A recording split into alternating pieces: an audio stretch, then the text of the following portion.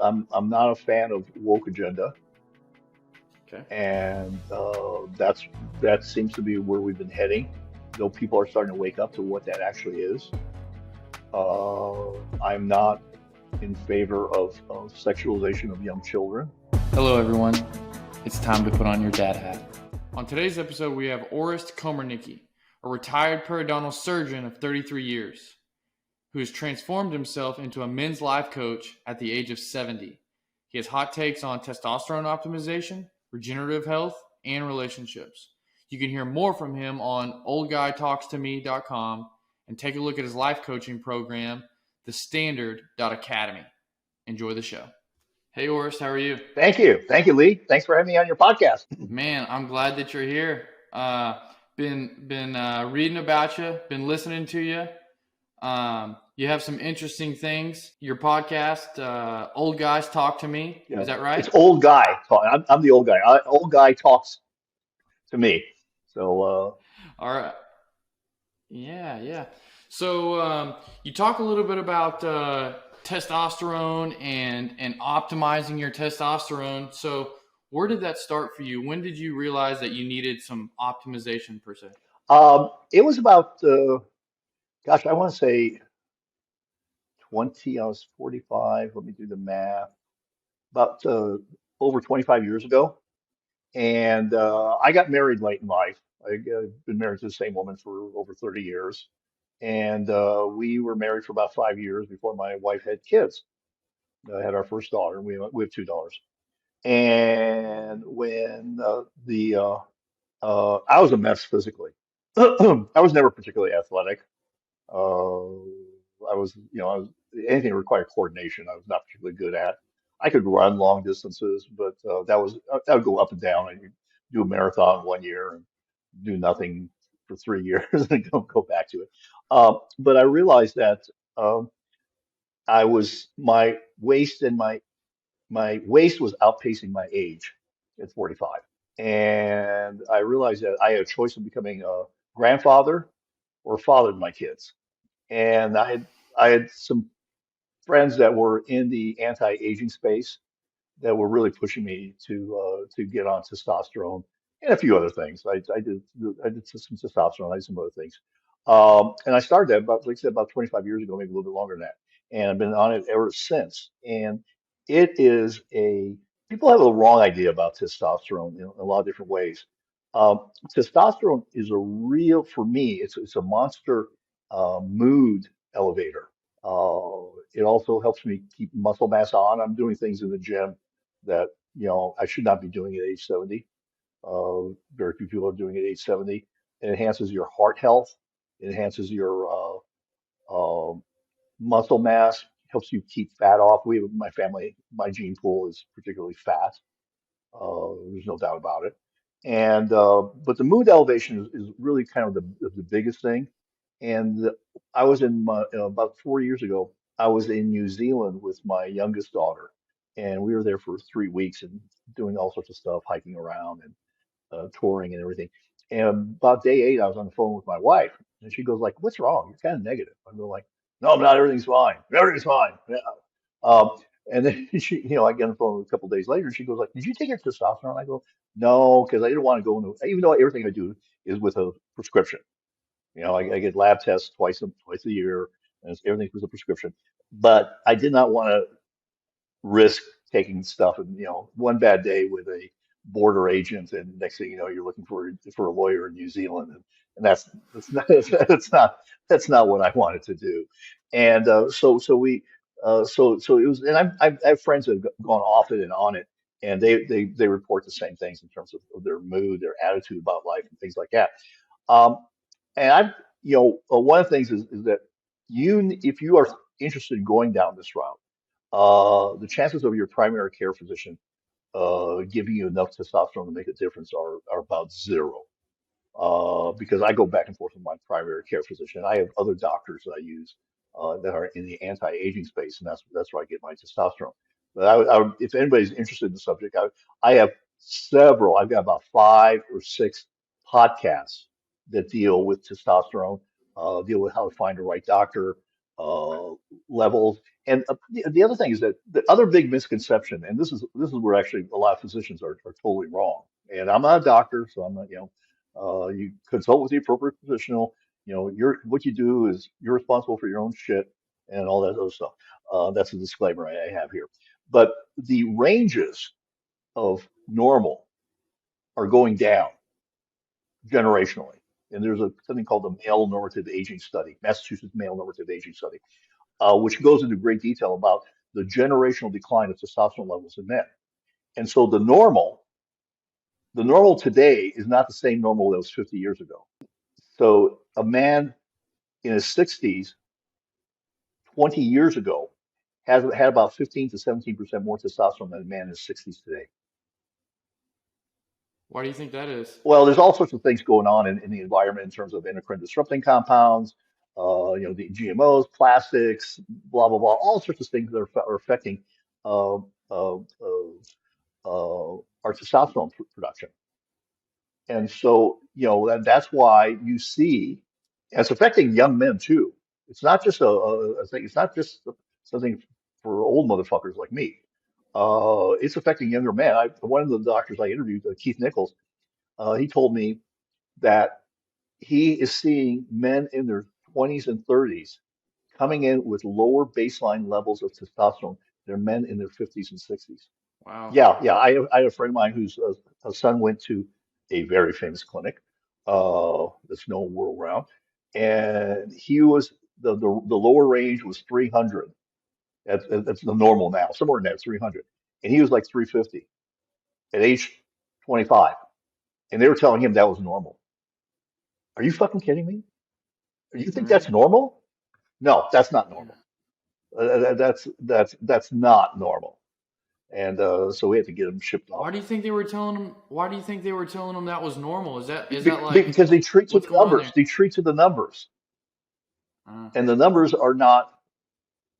The numbers are not. Normal does not mean healthy. Okay, right. normal does not mean healthy. The normal body mass index in the United States is huge. It's not healthy, but the average is huge. I don't know Right. what the number is right now, but I know it's huge.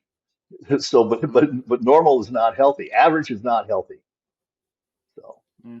I always thought it was weird, or you take your child, as an infant to the doctor, and they give him a percentile. Oh, he's in the 85th percentile. He's in the 92nd. I'm like, well, is that what I should be measuring it against? yeah, Is the everybody? Maybe it is. I'm sure it's a good measurement tool, but at the end of the day, what's the goal here? And it does seem 300. I mean, I'm guessing that's pretty low, right? that's low. That was 10 years ago. That would have been considered below normal. Wow. Wow. How long have we been, has society been looking at testosterone levels, and when did the science really start? Do you know?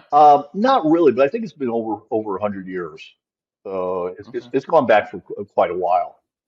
And Yeah. I'm not sure when the levels and when blood tests started becoming more prevalent, but people have been looking at it for quite a while because I think that there's some studies that go way back into the 1900s, and so it's been something that's been looked at for quite a while.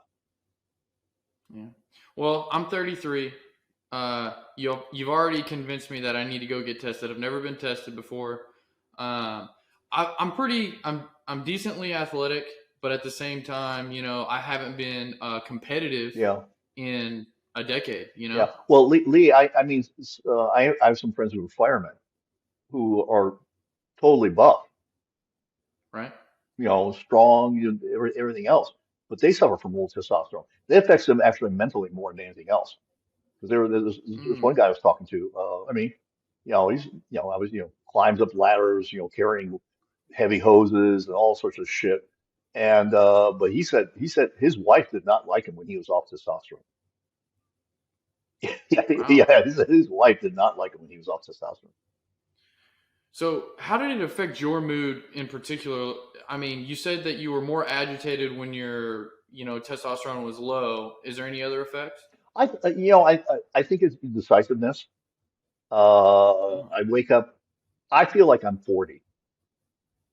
I don't know why, but That's I nice. feel like I'm 40. Now, some days my body tells me I'm not 40, Yeah. because there's certain things that I've noticed. It's just at age 70, there's certain things I don't recover as quickly, though I still do recover. Those little things that I can't do. I've had to change my workouts a little bit, but I it's really about as much as attitude as anything else. And I'm really busy. I mean, the idea of me not doing anything at this point in my life is not a possibility.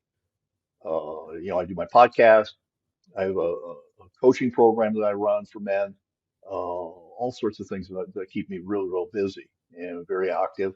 And and then of course I have my vices. I have my vices. I love to have a cigar. I usually have at least one, probably two a week. I like to have my scotch. I like to have my Gibsons. In case you don't know what Gibson, what Gibson is? I've heard it, but I don't. Okay, Please tell me. well, for me it's a martini, but I make have my martinis made with vodka. But instead of olives, you have pickled onions. So Oh, not much of a drinker. I'm a Heineken guy. okay. So I do drink some beer every now and then, but not much of a whiskey or any really, liquor is not really my thing. Uh, a minute ago, you mentioned I had the choice of being a grandfather or a father to my kids. hmm So that was kind of a decisive moment. You decided to, take charge, be intentional about your own health. If you wouldn't have, how do you think your kid's life and your life would have been different? We used to do a lot of ski trips. We used to do hiking. We used to do uh, I went with one daughter, my oldest daughter. I went to Iceland. This was about 8 years ago. Yeah, 8 years ago. With my other daughter, I went to New Zealand. I mean, in Iceland, we hiked. We and it was in that soft snow that really is a pain in the ass to Mm, hike in, because when you step into it, it's just like a suction cup on the bottom of your boot, and like and we had somebody had their watch that measured steps, and we did like 40,000 steps that day. Yeah, yeah. I would never be able to do that without testosterone. right. I mean, we in New Zealand, we spent 4 days going up and down muddy hills, carrying 50-pound packs. I was at that point, I was 67. Uh, Hmm. you know, uh, so I'm able to do things physically, and I've been able to do things physically with my kids because of that, because I wasn't fat. I do get Right. overweight. It's just it's a battle, unless I get into some genetic engineering. It's a battle I'll be fighting for the rest of my life. Right. Right. Yeah. And would you say those times, carrying a 50-pound pack, up a muddy mountain, that's formative time for your kids. That's exposing them to something hard. That's Oh pretty yeah, valuable. yeah, Would you? Yeah. Right. yeah. Well, we always have. It's a balance of giving your kids things and also making them responsible human beings. Uh, you see, and this actually happens quite a bit with first generation money, especially if there's a lot of first generation money, where dad or mom made a shitload of money and they give their kids everything, and they're spoiled brats. They're Yeah. useless human beings. uh, Versus we were talking to someone who, his families, they're billionaires and they have generational wealth. And they actually, they're talking about how they train their kids. They have people come in when their kids are in their teens to teach them financial literacy, to teach them about investing, about to understand how to manage the money the millions of dollars that at some point they're going to inherit. And so it's a very structured process versus just like giving yourself kids stuff. Like we went skiing quite a bit when my kids were younger. I made my girls carry their skis. They carried their own skis. Now I could have carried them. They're real small, kids skis are real small. They're really easy to carry and everything else. But I wanted them to be responsible for their shit. And so they learned how to be responsible for their shit. Now, of course, we took them to Yeah. really nice places, to go skiing that were like, arm and a leg to go skiing. Skiing is not a cheap sport, especially for a family of four. Uh, Right. it by no means is it. I'm not bragging. I'm just saying, like, it's a really expensive sport. And it's usually at nice places. A lot of times it's at nice places. So we had that, but they carried. If we went to the jacuzzi at night after skiing. They carried their towels. They had bathrobes, but they carried their towels, and we didn't really baby them. And the other thing is that we made them responsible. I can't remember where it was that we heard this. Um, but my wife and I were listening to some things that, especially when this was very young, about things to do with good parenting. And I think this is very formative, and especially if you have young kids, and even as they get older, it's real important. Um, there are two things that I recall that were real important. It was like a list of 10. Usually someone gives you a list of 10 things. You don't remember what the hell the first three are after you get to number seven. It's just like, like give me one or two things that I can do right away, and then we'll do it. But the two things that we did was we never went to church really before the kids came. Yeah, we kind of, like Christmas and Easter, that was kind of it. Thanksgiving maybe, uh, but or family was in town, but we never really went to church. And we started going to church when the kids were younger to give them that moral compass. The other thing is that we always strive, and I mean, it didn't happen every day, but it happened more days out of the week than not. We'd have dinner together and we would talk Mm. and we'd have an honest Yep. conversation about what's going on in our lives, the good and the bad. Now, some of that realistically fell apart as the kids started getting into, sports and things like that. Because you can't, if you got practice at between 5 and 7, well, they're not, it's that dinner with everyone is not going to hold. But usually, we try at that point. We were just kind of like, okay, if we can have dinner on Sundays together, Hmm. Hmm. uh, we would do that, and and we talked openly with the kids about things. Uh, Driving with me on a trip is kind of a crazy thing. My daughter was laughing about it because I would be listening to good books on tape, and usually like it was always usually some of those self-development books, and uh, Hmm. uh, and so I was in New Zealand, I paused. I go, so Katya, how do you apply that to your life? Yeah. Yeah. That's awesome. You have any recommendations on any books that would you should listen to or read? Oh, I read. I'll tell you. Sorry, this thing keeps on coming out. Um, the There's books that I think you read. Probably the most important book I think for a man to read, actually for a woman also, is Jordan Peterson's 12 Rules of Life. Yeah. It is a hard read. Oh my God, is it hard to Yeah. read? Yeah. And my wife and kids just did not get through it. I got through it, but it's a hard read. It's a very deep read. Uh, Sure. and that's probably one of the books. And I'm reading a business book right now, which is kind of interesting because it's funny because it parallels a lot of the stuff that I teach in my coaching program. But it's called The Road Less Stupid, Oh. and it's written by a guy named by Keith Cunningham, who happens to mentor a lot of really famous people, including Tony Robbins, Mm. including a guy that I follow named Garrett J. White. Uh, so there's, and I saw Keith many years ago at a Tony Robbins event, talking about wealth mastery. So that's a real good book. The other book that I would say I'd read, the classics always Think and Grow Rich. Yeah. That's a classic. And also another classic to read is the Prince by Machiavelli. Oh, sure. You know, Sure. I've read a little bit. I've read the Wikipedia page, if you will, on that, but I haven't read the book. I'm sure that's a tough read too. I'm sure. well, it's a tougher. No, it's actually a very interesting read because it talks a lot Oh. about a lot of interesting history. I mean, I mean, one of the examples he talks about, like, why were the Romans, who were actually not very numerous in numbers. I mean, there weren't that many. Why were they able to conquer such a big part of the world? and it was very simple. Uh, they never let a conflict grow. They always like, if you fuck with them, they crucified you. They literally crucified you. Yeah. I mean, and so people learn not to fuck with the Romans. You know, Yeah. if they tell you to do that, go ahead and do that. Now they lost that vigor, over several centuries, but when they were really in conquest mode, that's who they were, and Mm, they never ever let a conflict. They never let anyone get stronger by avoiding conflict.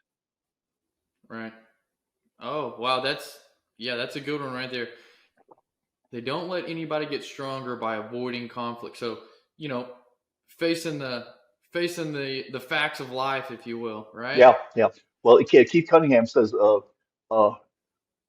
in his book, problems don't go away just because you ignore them. And I could be accused of that. oh, That's we my all I have. We all have. I yeah, mean, I'm not going to be Mr. Pious here and don't say that I haven't done that. Yeah, I've done that. Shit, sure. hell, we've all done that. I'm sure that Keith does it. I'm Yeah. sure Jordan Peterson does it every once in a while. But you catch yourself more as you get older. You catch yourself doing that and saying, okay, look, uh, this is not good what I'm doing. It's not optimal for sure. Yeah, yeah. And the problem grows. That's Yeah. the challenge is the problem grows. So I had a friend of mine who he was a friend of mine. We were having coffee, and then about 4 months later, we were having coffee again. He starts telling me this problem. I'm going like, Sean, you told me the same fucking problem 4 months ago, and I told you Yeah. what to do. You didn't do it. Now this problem has grown from a $50,000 problem to a $250,000 problem. Uh, Mm-hmm. and then I have a little technique called a performance bond, which I'm not going to share with you, but it's basically how to get people to do something that they want to do but procrastinate. Mm. And it's a very nifty technique. It works very well uh, because it involves a monetary consequence. Ah. Okay. Well, I'm interested. So if I can push you into telling me that, I'm going to do my best to. Okay, so let me ask you here, Lee. Okay. Okay. What thing have you not done that you know you want to do, but you procrastinated, have not, and should be doing? What is it? Uh, I'd like to buy another piece of property. Okay, I haven't done it because I'm worried about the economy. I'm worried that, stuff's not going to go well this year or next year, but that's just something that I've been wanting to do and haven't done. okay. Not a good example? No, because and it's kind of interesting about market forces. Having lived through several recessions, Mm, you know, I mean, and obviously, I don't know what they have in Texas, but prices have gone down on houses. But you can never figure out when the exact bottom is, and you can never figure out when the exact up is. But if you're buying on as things are going down, you know, you're in a good place, and if you're selling as things are going up, that's good. You may not get top dollar, but better to sell too soon than too late. Uh, sure. so give me Sure, something sure. else. Well, one of the things I've been wanting to do for a long time was actually start podcasting, and it took me a long time. Now we're sitting here on a podcast right now, so hooray me, I guess. But it was something that I didn't do for a very long time. Hmm. Okay, all right. So what have you haven't given me anything you're procrastinating on yet though? Oh yeah. Let's see here. Oh, so I had a severe elbow injury early in my life, and I've had surgery on it 4 times, and I have been wanting to see if stem cells would help my my elbow problem Mhm. because it still bothers me. I play golf, but it still gives me issues in certain ways, but I just haven't done it. I want to get stem cells, and I know that I've read a lot that it could do a lot of good for me, but I just haven't done it. Okay. And what needs to happen for you to get stem cells? I probably need to start reaching out to doctors, and I've done a little bit of initial research, but I haven't not a deep dive yet. Um, probably need to save a little bit of money to get it done because it's pricey. Hmm. I don't know exactly. Okay. So I did an interview on stem cells with Joy Kong, who runs a lab, who's a physician, and she does stem cell therapy, but she also trains doctors, and she could probably help you find a doctor in the Fort Worth area for stem cell therapy. So let me do this. It is Friday, late morning, mid morning for me, late morning for you. I'm not Friday. It's a Wednesday. So if you reach out, you need to reach out to Joy Kong on her website and Okay. get a physician so you can get a consultation. So you need to Okay. get that done by noon your time, Texas, Friday. Okay. If you don't do that, you're going to pay a performance bond of $500. Oh, all right. Are Okay. you, So are, direct financial incentive. yeah, are you up for that? I'm up for it. Okay, all right. Now the money does not go to me personally. Sure. What I do is I pick a charity, and then if you agree to that charity, then you make a donation in my name if you don't perform by that time. Okay. Okay. And then, I mean, I'm guessing this method works almost every time, right? Oh yeah, yeah, People yeah, don't yeah. want to pay for I've nothing. been up to $10,000 on. Oh, wow. Yeah. Well, Oh, depending, wow. for some people, $500 is a nice dinner. Well, uh, it's more than a nice dinner for me, but it's definitely enough incentive to get my butt moving, right? Yeah, exactly. That's the whole point. Yeah. Yeah, So for so sure. you'll All let right. me know via email whether you've done it or not, I and will. you need to give me the name of the doctor and when your appointment Okay. date is for a consultation. Yeah, and listen to the podcast with Joy Kong on stem cells. Joy Kong. Okay. Perfect. Perfect. I'll do it. All right. So let's move into some other stuff. So, what's your sentiment? What's your feeling?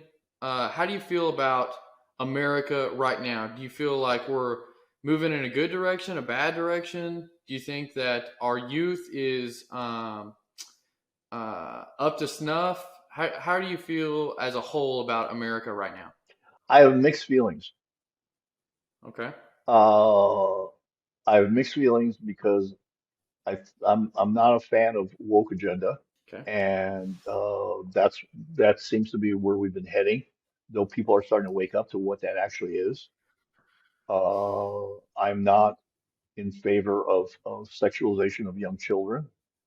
I Yeah. think that schools should be focused on teaching reading and how to write and math.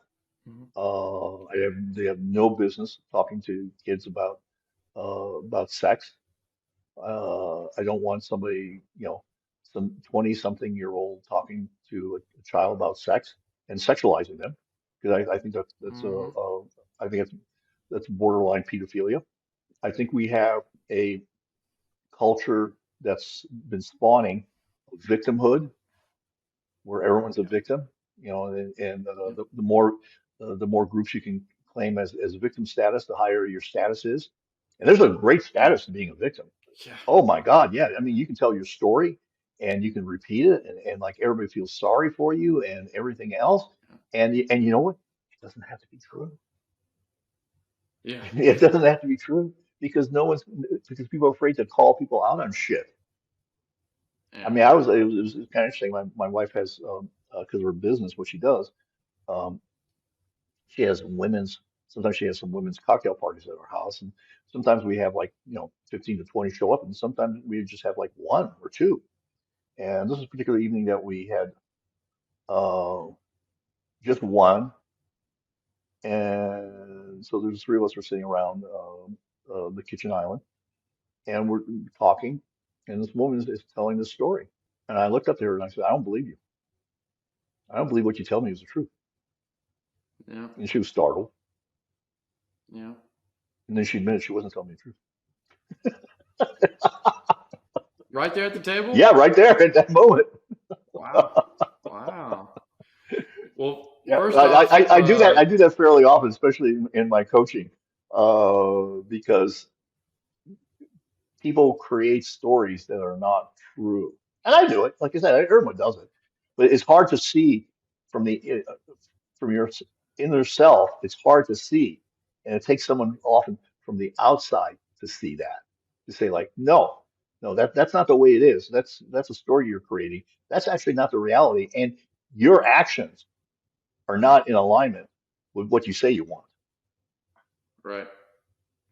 So they're lying to themselves. I would definitely told myself the wrong truth Yeah. or Who, the truth I wanted to hear to make myself feel better. That happens a lot, right? yeah, well, of course, That's yeah. that's a nor- Yeah, so hormone, that's a, yeah, everyone does that. I mean, but hopefully, as you get more conscious about where you are, there's less and less of that going on. But people do create stories, and some people actually lie because they know they lie, and because they get a lot of attention, and Mhm. then when they get caught, they try to spin another lie, and and it's unfortunate, but that's where we are. There's a victimhood is celebrated, Yeah. and meritocracy is now being, some people view it as evil, whereas actually, Yep. do you want a medium skilled surgeon working on you? Yeah. Exactly. We're talking about Nietzsche slave morality right now. Yeah. I mean, it's amazing that you know the the problem is, in my opinion, there's a business in victimization. Oh yeah. It's I'm like, oh, so we put a profit to making people victims or telling them they are victims, which is that is just crazy to me, and it worries me a lot. I brought up the question because I thought you might bring up those types of topics, wokeism, and people talking about or teachers talking about sexuality in school and all that stuff. Do you think that contributes? And I may be wrong about this, but I feel like there's a little bit of a war on masculinity going on right now. I Oh, think. huge, huge. Yeah.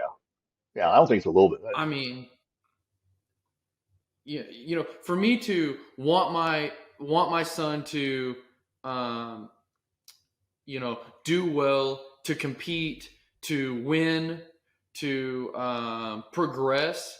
It almost I feel bad about it because I'm hearing all of these things that people are saying like, hey, it's okay if they don't win. That's always the story I hear. It's okay if they're not good, or it's okay. And don't get me wrong, you got to be understanding, of course, but at the same time, for us to take away the will to progress or be better humans, that is, I Yeah. mean, that's a slippery slope. Well, I think, first of all, and Jordan Peterson writes about this in his book and several others. You got to teach your kids to cope with with with challenges and failures. And the only way you do that is by giving them skill sets to progress and get better. Are you going to be the greatest golf player in the world? Well, probably not. Highly unlikely. Are you going to play in the PGA? Probably not. Yeah, Can you be a really good golfer? Yeah, to where you enjoy it. But you can't wish your way there, and you can't victimize yourself, and you can't say, oh my gosh, I can't hit that ball straight. Well, of course, well, if you say that, then of course you can't. right. And it takes a lot of practice to do it. But being a victim doesn't take a lot of practice, and it doesn't take a lot of work. And Right. there's a book, especially if you have a boy, you should probably read. It's called the War on Boys, by Christine Hoff Sommers. Uh, Okay. and she talks about all the phony data that's out there, about boys. And she has three. I think she has three boys, and she actually looked into this. She wrote another book called The War on Feminism. And she talks about all the other nonsense shit that goes on there. Like uh, you know, teachers call on boys more than do on girls. That's absolutely false. There's absolutely no data, but that's a common urban legend that's out there. Now, if you're a boy and if you're an extrovert, there's a good chance that your teacher is going to want to medicate you, to keep you quiet, to keep you subdued. Oh yeah, I yeah, mean, and there are boys that are extroverts. Yeah, they usually end up being leaders. Uh, yeah. they usually end up, you know, growing up to do great shit. But if you, I think there is a war on masculinity. If you will, toxic masculinity, there's no such thing as toxic masculinity. And people say, oh, toxic masculinity. There's no such thing. Okay. If you got a toxic personality and you're a guy, you're an asshole. If you've got a toxic Yeah, personality and you're a woman, you're a bitch. yeah, Okay. I mean, it's just plain simple. I've seen plenty of toxic personalities, both male and female. yeah, And it has yeah. nothing to do with your masculinity. It has nothing to do with your uh testosterone making you overly aggressive. No, it does make you assertive. Yeah, that's what makes a man a man. And believe me, Right, and I'm around a lot of powerful women, and they're pretty damn assertive too. Estrogen's pretty right, powerful compound too. right. And what I dislike about the whole movement as a whole is you're devaluing great things, and that includes what women are doing. My wife, she's quickly moving up the corporate ladder with her business. She's doing good. She's becoming a leader, and I would never want her. I feel like I love promoting that. I'm like, yeah, she's killing it. Where you know, and that's being devalued by people that want to say, I just can't get behind the everything's about feelings. It's just not. I'm just out on it. Yeah, yeah, So yeah. I'm not so worried about your feelings. yeah. I mean, I'm concerned about them to a certain. I mean, I'm concerned about my kids' feelings, but I want their feelings to align with reality. Mm-hmm. Okay. Okay.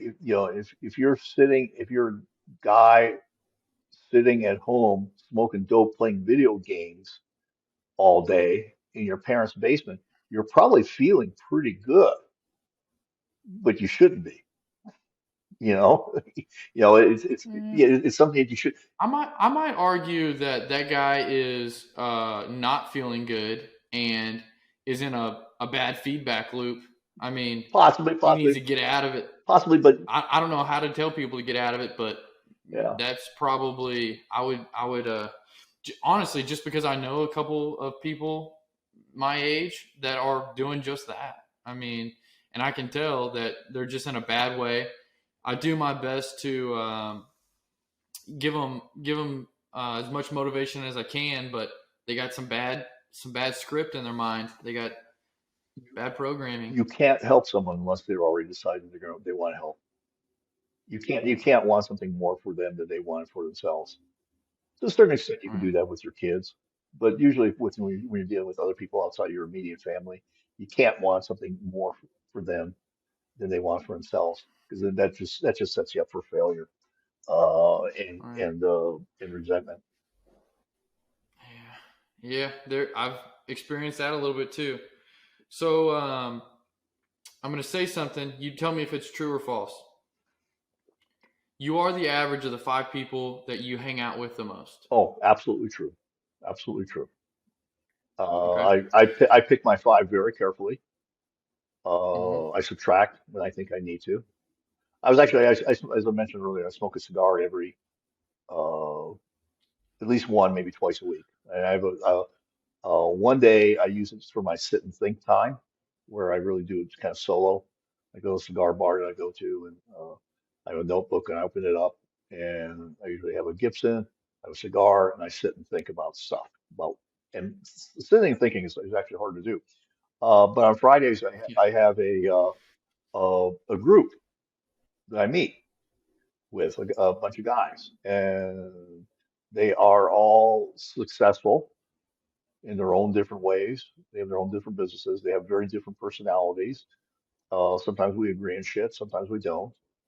Uh, but I am actively at this point looking to add two or three new people in this year to that group because I feel like we've gotten kind of stale as a group. Yeah. Uh, Mm-hmm. but I've also told there was one guy who was talking I was talking to at the cigar bar.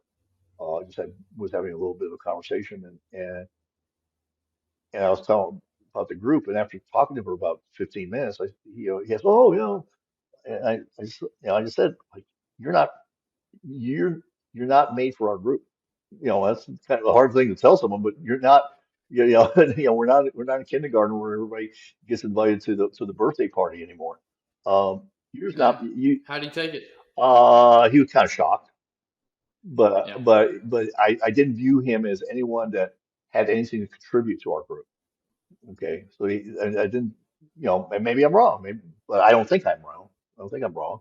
So you don't have to, you can be friendly to people, but you don't have to be friends with everyone. And Right. that was the whole thing is that like my time is like I said, I very specifically pick who I hang with. Yeah. He was kind Yeah. of And shocked. I'm sure. It's. I see a trend there, Orist. You're a shocking individual. I try not to be. I try not to be an asshole about it. I didn't say like, oh, I didn't. I just said like, I don't think. You suck. Get out of Yeah, here. I think, yeah, got it, motherfucker. I have said that to people, but under different circumstances. But I wasn't trying to be difficult, but I just like, no, I don't want you in my world. Mm-hmm. That you could go ahead and have a great life, but I'm not. I don't want you in my world. Mm-hmm. So, what about family? Are they in that group of five also? Well, yes, yes. I mean, it's five, but I don't since we're empty nesters. Uh, the kids aren't around, but I was very active as a father with my kids. Obviously, my wife is very much in a sphere of group. Family, yeah, I've uh, excommunicated a few people from my family very Okay. actively because they're incredibly toxic. Yeah. Every time I interacted with them, I just wanted to go in a closet with a bottle of vodka and drink until I Yeah. passed out. And I said, like, no, I'm done with you. Uh, Yeah. and they're close families, my sister and brother-in-law, and we haven't spoken in years. Uh, I suspect I suspect next time I'll see one of them is at a funeral, or I may be asked not to come. That's fine too.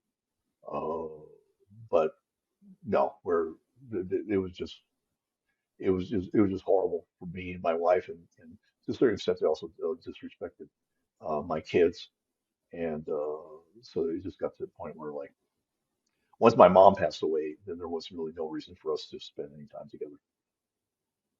Yeah. Yeah. It's something that happens a lot. People don't want to. They feel like they're a bad person if they, as you say, excommunicate a family member.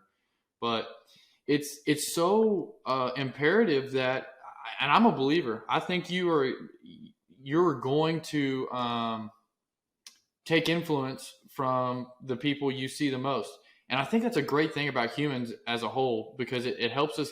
It can help us get a lot better as a person, or it can, be a downfall as well. Sure, sure, absolutely, absolutely. So, yeah. Okay. So, would it be fair to say that you raised your kids in the late '90s, early 2000s, or before that? Yeah, one was born in '97, the other one was born in '99. So early, yeah, late '90s, Oh, early, early yeah, 2000s. late '90s, early 2000s. So Okay. Okay. Yeah, you did have kids late in life. That's right. You told me that. yeah. So, what do you think? What advice would you give to people raising children now compared to the time that you raised your kids? Well, I don't think, maybe I'm wrong. I don't think it's other than the fact that there's tremendous pressures on kids from social media, uh, which we were not, we were just at the beginning of that. Uh, I think one is, do not be your kid's friend. You can be friendly with your Okay. kids, but don't be you are a parent and you need to set boundaries. Um, there were people that were like so afraid of their kids. I'm like, are you Yeah. fucking kidding me? Are you? I mean, Yeah. and to be honest, so my kids knew I smoked cigars from the time they had memories. because I'd be outside in the back patio having a cigar. But we had friends that Mm-hmm. were like hid that they smoked cigars, and they're finally when their kids like six, their kid sees them smoking a cigar, and they go, "Oh, you're gonna get cancer, you're gonna die, Dad!" And sort of wailing, stuff like that. That kind of stuff. So I think being honest is probably the it's still a thing that holds true. I think the dinner thing still holds true. Be aware of who your kids are hanging with. That's probably just as important uh, because they can be hanging with people that are not very good for them. Mm-hmm. And Yep. That was me for sure. was it? So, yeah, you know, I was a guy that my dad was there, probably not enough, but was there enough to make some influence for sure. And he would tell me that you're hanging out with the wrong guys. You're in the wrong crew. And but that was kind of the extent of it. And sometimes I believe I did it anyways in spite of him. But you know, I learned the lesson pretty the hard lesson, if you will. And I think that doing my best to keep my kids in a circle that is going to positively influence them is top on my priority list. Mm, I think that you could do a lot of damage by not taking action there. yeah, yeah. I think that's really true. Um, it's I worked very differently because I really had my relationship with my father was non-existent. Mm, My mother worked and supported the family. My father was not a good role model as a man, and so it was very different. I just decided I really wanted to go a completely different path with my kids. yeah, Yeah, I made a conscious decision to do that. it's good. It's needed too. I think, like we talked about earlier, kind of the war on masculinity and that sort of thing is it doesn't make it easier for a father, in my opinion, at all. No, But you know, if it was easy, it wouldn't be great. You know what I mean? So just gonna keep on keeping on. Let's see. Where do you think? So first, you have two daughters. Is that yeah. right?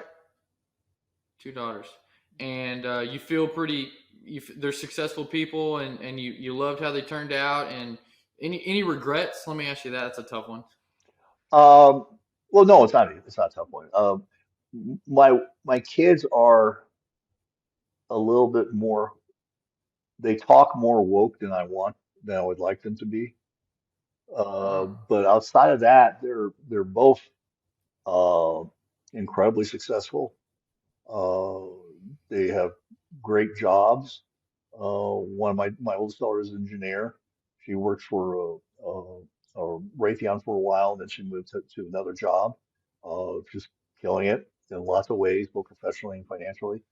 My other daughter was did data analytics for a company, and she moved to now she works completely remote. She's actually doing kind of an interesting thing. She is and she's funding this all by herself. She makes really good money. She is going around the United States, living in different cities for a month because she works fully remote. She's actually in Dallas. wow. She's been in Dallas for about 10 days, and she's gonna be in Dallas for another 2.5 weeks. And then she's going to Denver, and then she's gonna go to Seattle, and she's gonna go to Chicago, Washington D.C., some other places. So, you know, and they're both doing really well. Uh, they're uh, they're handling their money well, uh, and they're actually enjoying their lives. So I can't ask for more, except for them being woke. That's all. But we talk about that. Tell me. Yeah, we did.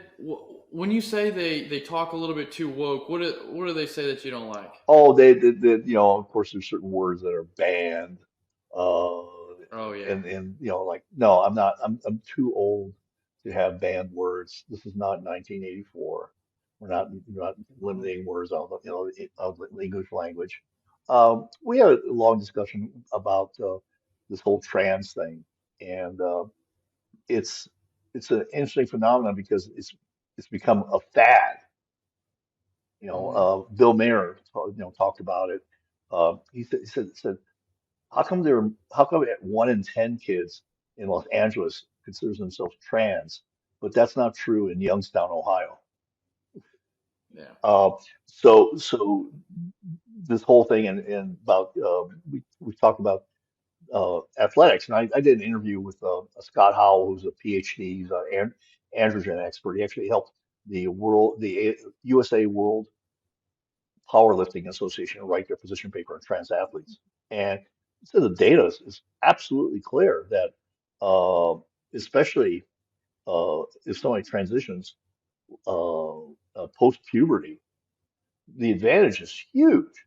You have more lung capacity, more fast twitch muscle fibers, more bone density, Yeah. more heart capacity, just all sorts of things that give you in athletics a tremendous advantage.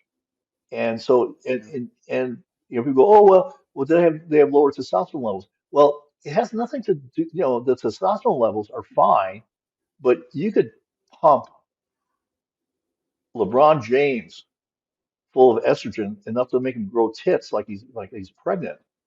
But if he goes plays in the WNBA, he's still going to be the best player there by far. Yeah. Because it was an interesting thing. My youngest daughter played basketball, and up until about 12, 13, they played. She played on a club team for a while, and they played against boys in the Y League, and they would beat boys, and boys would just and these girls were vicious, and they were surprisingly vicious because they were all cute. They had their hair done in pixie tails, and they had their nails done, all blah blah blah. And then the ball goes out, and the poor young man who has the ball, he's got three girls swarming him. I mean, and they were just that they're in that good shape. They always they follow the ball. They're swarming people. They played aggressively, and they were good shooters and everything else. But but when boys start producing testosterone and gaining more muscle mass, the basketball game in men goes vertical. Yeah. Okay. If you Google, I just Googled this for fun. I knew it was a fact, but okay, how many NBA players can dunk the basketball? About 100%. All of them. All of them. Yeah, yeah, Yeah. about Yeah. 100%. Yeah, but probably almost all of them with two hands. How many Mm-hmm. WNBA players can dunk the ball? Less than 10%. less than 10. No, not 10%, less than Oh. 10. Less than 10. Wow. Yeah. So that'll tell you just right away the difference in the game. Mm-hmm. Yeah. It's a very, very different game. And so you can, these, the trans athletes, there's a trans woman is not a woman. Now, somebody's going to go, yeah, a trans woman is not a woman. A woman is an Mm-hmm. XY. Mm-hmm. Okay. I'm sorry. A woman is an XX, double X, and a man is an XY. You can't change that. Right. And there's an article I was reading it was interesting about uh, guys that had surgery to basically create a vagina, and apparently, like over 50% of them suffer, months and years afterwards, still have pain post surgery. No Yeah. one ever talks about that because it's a huge moneymaker. Oh my God, it's a huge moneymaker. Yeah. There's a huge percentage that want it reversed Yeah, too, right? yeah, Am I yeah, wrong? yeah, yeah, There's a bunch of yeah, them. and that's a real hard process too. Yeah, I mean, I Right. can't even imagine between the scar tissue and everything else, and the the cut nerve endings and everything else. I mean, what's left? And Yeah. what is your sexual function? It's got to be, it's got to be Yeah. tremendously diminished. Right. Right. So, uh, you have a 6-year-old daughter, and she mentions transitioning. What do you tell her? Uh, First of all, you ask her who even told you about that. Right. Okay, you go who told you about that, and then Right. you grab your lawyer and then you go down to the school and talk about Yeah. that and make it very public and say, hey, there's a whole story about tomboys and Mm-hmm. they still want to be women, but Mm-hmm. a tomboy does not necessarily want to be a man. And so and Right. so and so yeah, I think that's what you do. And you make it very public. And Yeah. So we're protecting innocence right there, right? yeah, Like, yeah, I mean, a lot of people would say, or a lot of left-leaning people would say, "Oh, uh, you're keeping them in a box, or no, no, no, keeping." I feel like nature is real, biology is real. yeah, yeah, Um, yeah. so 6-year-olds way too young. Okay, so what about 16 years old? 16, that's a little bit close to being an adult. I think you Mm-hmm. talk to them about it. The statistics are that almost 90% of people that suffer from gender dysphoria are happy Mm-hmm. with their biological sex by the time they get into their 20s. Um, I think that's a very individual basis when you're 16. I think you're still swayed by peer groups and things like that. Yeah. And this section, like I said, the sexualization of kids, I think, is a horrible thing. I think it should be a crime. I think it should be a felony Yeah. if it's done in schools. Yeah. Uh, I have no problems with someone serving time for that. Yeah. I heard a story recently, which I don't want to say got me on the subject, but it definitely made me take a closer look. But I played golf with a buddy that just moved from California. He was he worked with a youth organization. I cannot remember what exactly, but he worked with a youth organization, and it was an after school program. And he had a kid.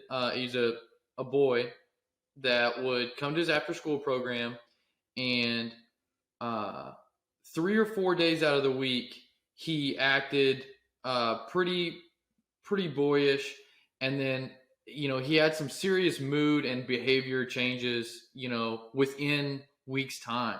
And it turns out that um, his parents were separated, and his mother thought that he showed feminine qualities and would give him medication to, suppress his testosterone and that sort of thing. But it would only happen, 3 or 4 days out of the week. And when he went with his father, he wouldn't give him the medication. So first off, you know, we're on a bad cycle of medication, Sure, up and which down, is, up and down. Yeah, yeah, unprescribed, not going with the prescription.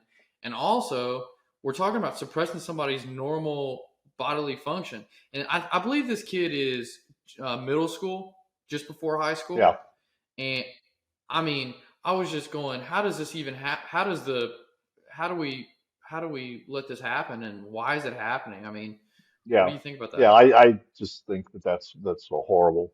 That to a certain extent, I think we actually let natural biology take over. And let it run its course. We're all about being natural.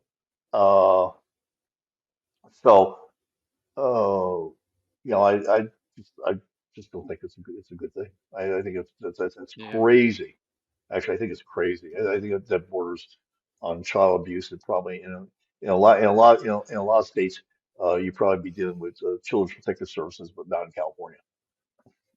Yeah, not in California. I'm quite certain here in Texas there would be some serious action being taken by government officials or Yeah, something. But yeah, I was just astounded by that. I was like, this can't be real. But you go down that rabbit hole and you realize, oh, it's very real. I mean, it's happening, yeah, pretty often in certain places, and it's appalling to me as yeah. well. And Um, parents can be screwed up. yeah. Parents can be screwed up. I was talking to a man, and somebody told him that he was autistic. He was in his 50s. Told him he was autistic. Okay, great. Now you got a label.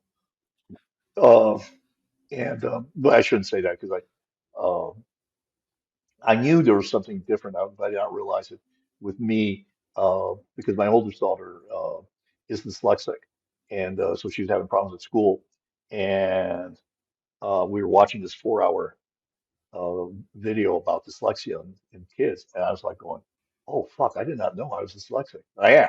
I mean, it's not a bad thing, but it goes back to the thing about so this guy having a bad relationship with his son, and his son did something, and my question to him was, well, what did you do to make your son do that? And so his son did something, and he kept his father awake, and so the father decided to come in and beat a pan with a wooden spoon to keep his son awake. Mm, I'm going like, oh, that was definitely the adult thing to do. right. I was like, okay, and now you wonder why your son mouths off to you? Are you fucking like okay? You realize how insane that is? Yeah. Do you Yeah. realize That's crazy. and he told me the story so that I would feel sorry for him because his son said something nasty to him. Like, no, no, you created something here Yeah. and you're not owning up Mm, to it. yeah. Well, um, Orist, it has been a pleasure thus far. You have brought some great context to fatherhood, and I think that your show is great. I hope people go listen to it. Um, Real quick, you said you have a coaching program. Is that found on your website as well? What's the The website? website is the standard dot academy. Okay. And also, if you want my free digital magazine with several life hacks, you go to the standard.academy/magazine and get it. There's several articles in there by experts. Actually, all the articles are by people I've interviewed on my podcast. But one of them is one secret place to touch a woman, and it's not her clitoris because that's not a secret place. Yeah. Everybody knows about that one. Yeah, yeah, yeah. That's not a secret. So Well, I'm sure plenty of people are going to go try to find out that secret yeah, now, yeah. right? Absolutely, absolutely. It's just unabashed clickbait. There's no doubt about it. It's unabashed clickbait. If it works, though, it Yeah, works. exactly, exactly, exactly. But yeah, no, yeah, Susan I've had on my program a couple of times, and she's kind of an interesting character. But yeah, so yeah, Lee, thank you. Oris, you've been a great guest. Thank you so much. You have a good day, man. All right, you too. Take care.